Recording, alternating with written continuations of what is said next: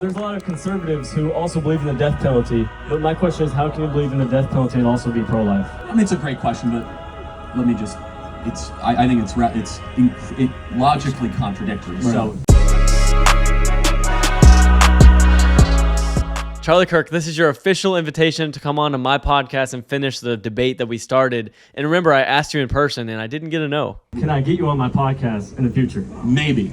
Let's turn that maybe into a yes and get you on the Man of God pod, Charlie. All right, with that being said, I debated Charlie Kirk on my college campus at USF, and I actually asked him some pretty tough questions that I think made him think a little bit, particularly about the death penalty and our perspective on that as pro-lifers and like what it means to be pro-life and also conservatives believing in the death penalty. So we'll get into that. But first, welcome to the Man of God pod. Welcome to the show. Iron sharpens iron. We're going to sharpen each other to become men of God. So click that subscribe button and let's get right into it because I know why you came to this video. Let's watch. How's it going, Charlie? How are you? Good. My name is Camden. I've been a supporter for you for a long time. Shout out to I have a quick question. My friends, the real ones who questions. The first one is, cheered for my why name. are colleges getting so much more liberal in this generation specifically, and what can we do about that? Well, I will say So first of all, I wanted to ask him that because everywhere I go on my USF college campus, I've been to all three really, and they are getting super liberal. And I know a lot of you can agree with that colleges are just so liberal nowadays. And I wanted to ask Charlie his thoughts on why is this happening and what we should do as college students about that. Because we know it exists, we know it's happening, but why and what should we do? So let's hear what he says. Students are becoming more right-wing. I mean, this is amazing. By the way, Gen Z was the biggest move towards Donald Trump of any demographic and generation this last November. So thank you guys for that. It was a major move. Would you say this campus is pretty liberal? Yes. Yeah. Very. You hear the crowd's response to that. Yes, an overwhelming yes to the liberal question. We know what's happening, and he made a good point that Gen Z actually shifted for Donald Trump. And I don't want to get too political here because we're here to discuss some, Christianity questions I asked. So we'll get into that. But just to say, we did shift towards a conservative movement this election. Do you guys feel as if on campus that if you speak out as a conservative, you are graded differently? Yes. Yeah, so you guys feel as if you say a conservative view, you'll be graded negatively? Yes. So tell me more about that. I would just be curious. I'm in an economics of women and work class, and I'm like the only one in the There's class. an economics of women? Yes.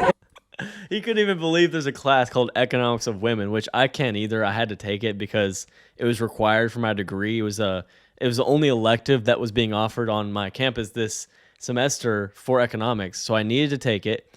And let me just tell you, it's all about, feminism, women, being the providers and stuff, and how there's inequality in work and how there's a gender pay gap, which I don't even believe is true, but this is what I said to his response. It was required. It was required. And I'm the only pretty much conservative in the class that believes that the gender pay gap is a myth. That obviously, but they're so stern on grading as if there is one. So if I say something that's against that, then I'm graded differently. This proves my point that college is a scam. You should not be forced to go into debt to study things that are not true. And this is a real problem. Liberal campuses are so liberal now that you're actually being graded differently for having a different perspective. And this is something I've seen this semester already, that when I speak up about my conservative beliefs, I feel as if I'm the only one talking like that. And the answers aren't the ones that the teacher is looking for. So I might get some points taken off for believing that maybe women have lower pay because they look for more flexibility, maybe because they want to have kids. There's so many reasons for this stuff, but people can't seem to have common sense on it. So college is becoming a scam. I definitely agree with him with that. I reject the whole premise. But yeah, look, part of the problem is that it's taxpayer funded. President Trump is waging a war against the college cartel, which is amazing. Thank you, Trump. Saying that federal taxpayer money will not go to schools like this if they teach garbage like critical race theory, DEI, transgenderism ideology. It's going to be a process actually unfolding that. But yeah, the other problem is that these professors have never done anything in the real world, many of them. They have lived in their kind of circles of abstractions for their entire life. Let's talk about that for a second. He's 100% right. And I didn't even think about that when I asked the question. One of the biggest problems is these professors are the liberal ones, and they've never had a real life experience. I mean, a lot of them have just been in the school, and now you're teaching school. So you've never gotten out into the real world, and maybe a lot of them don't have relationships with God. And I know, of course, some do. There's exceptions, but on these campuses specifically, there is a big, I mean, it seems like Jesus needs to be in these campuses. We need to bring it to the campuses to see a real change, even in teachers, not just students, teachers too. Because I think when you have a moral worldview that comes from God and the Bible, like Christians do, you start to see things differently, and there's less discrimination on your views, because it seems like political discrimination is something that keeps coming up. But he has a good point that they don't have life experience, so that's a good reason. And again, I truly believe that if you were to go, and I'm not saying everyone should not go to college, but I think it's actually something you should consider. I think that doing a gap year instead of just going right into college and spending the equivalent money, like if I could ask, are you in state or out of state? It's a good question too. I mean, it's a good response that maybe we shouldn't rush into going into college when we don't know what we're doing, because we're spending a lot of money, and there's a lot of degrees now that are ridiculous, like gender studies. Like, what the heck is that? God made male and female. What is there to study? Do you think there's 72 genders? Transgender is not a thing. Like, you can't be anything else. It's just male or female. I mean, when you're born, it's pretty easy to look down.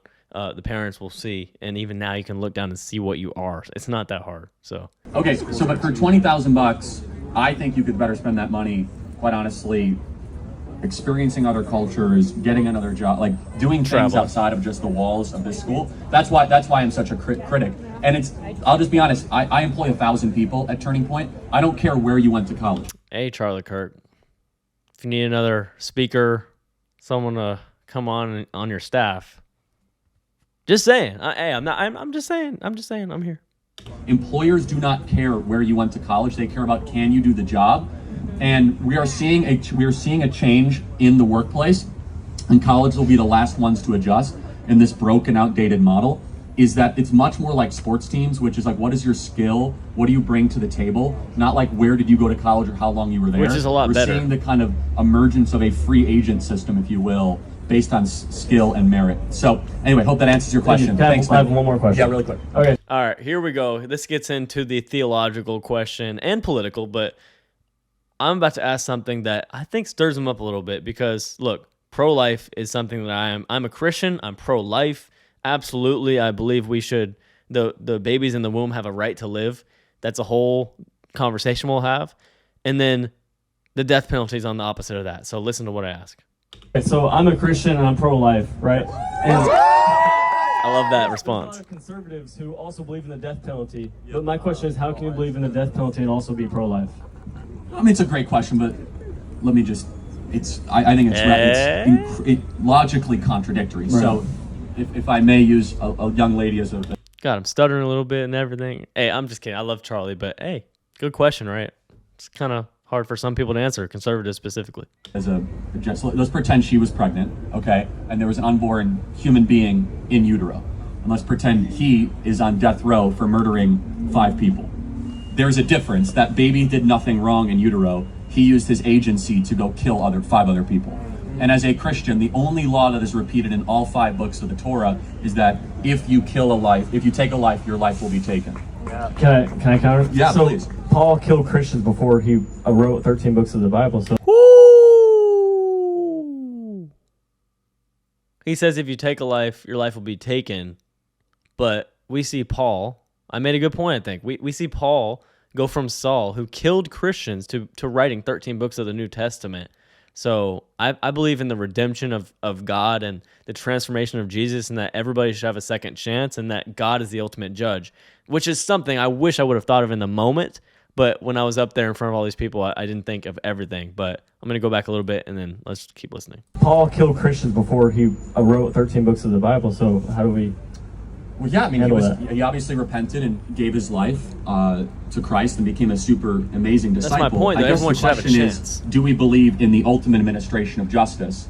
And I think, of course you do. If you take a life, your life should be taken. But making a moral equivalency of an unborn baby that has done nothing wrong, which, by the way, we have no problem slaughtering, right? Well, no, I'm saying as a country, right? We over 1.5 million a year. and then we say, oh, well, this guy who burned an entire house down and killed 5 people, you know, we need to feel sorry for them. Now, this is not you, but I could turn it on its head. I mean, I get what he's saying, but still, I don't think that we have the right to kill anybody. I think in the womb, the babies matter 100%. No one has the right to kill an innocent life. But I also don't think we have the right to kill an not innocent life. I think that Jesus can transform them like he did with Paul.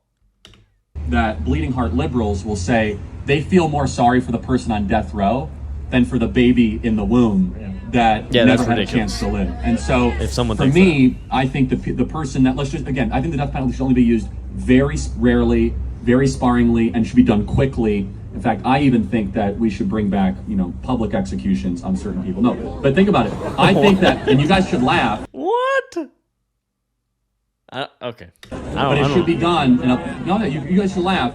But think about it. Some of these crimes are so heinous against humanity that it must be done as a statement, and not say that we're gonna make you a sympathy. So, for example, I think that Luigi Maggioni guy, I think you should get the death penalty.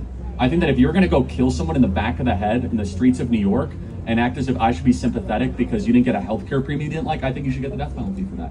I think if you take a life, your life should be. I think that you should be in jail for the rest of your life and without any chance to get out.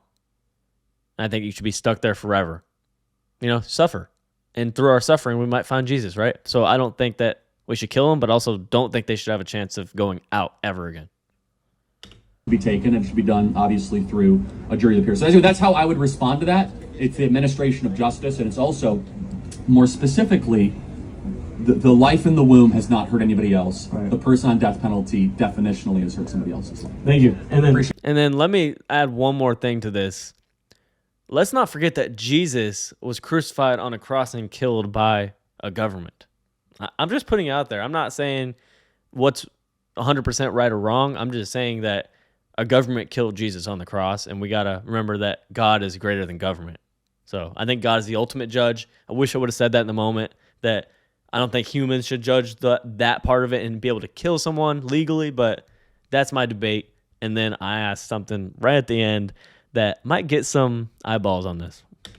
Yes. Since I don't have a lot of time, if I have more time to ask more questions, can I get you on my podcast in the future? Maybe.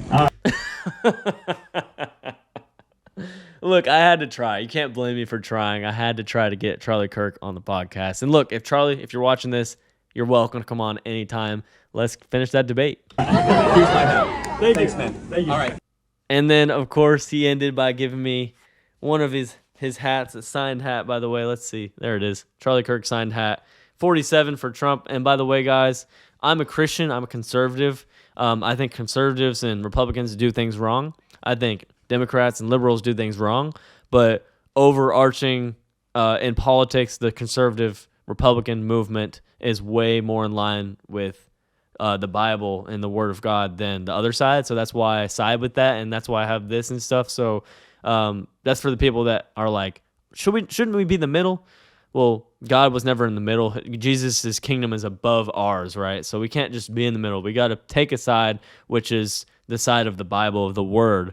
And we got to remember that light and dark are separate things. And when light comes in the room, darkness is gone. So there's no middle ground. It's either light or dark.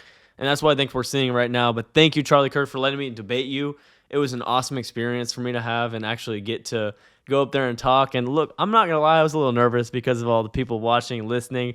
I wish I would have had a little bit more time to asking some more things. But let's get them on, guys. Tag Charlie Kirk. Let's go get him on the next episode. Thank you for coming to this one. Click that subscribe button. Join Man of God, and we'll see you next time. Peace.